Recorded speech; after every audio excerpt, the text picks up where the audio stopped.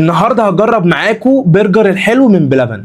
يا ترى نفس الشكل ده ولا لا؟ ويا ترى برضه محطوط فيه كل حاجه زي ما محطوطه في الفيديو ده ولا لا؟ يلا بينا بقى نشوف مع بعض ونكتشف. ودي سلسله المنتج شبه الصوره ولا لا؟ يلا بينا نكتشف. هو اول حاجه كده بالصلاه على النبي مش جاي في العلبه بتاعته. اتمنى بجد يطلع نفس الشكل بتاع الصوره. انتوا اللي هتشوفوا الاول، انا هغمي عيني.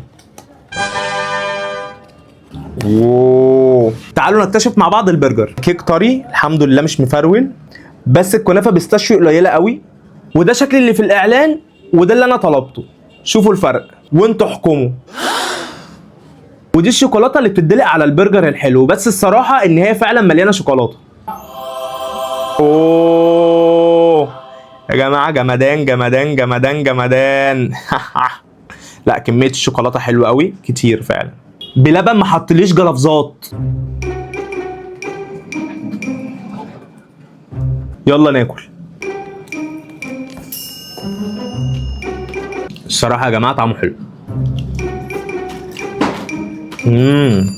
لا طعمه جامد يا جماعه، اديله 8 من 10. وطبعا مش هقدر اكمل دي كلها. يلا سلام.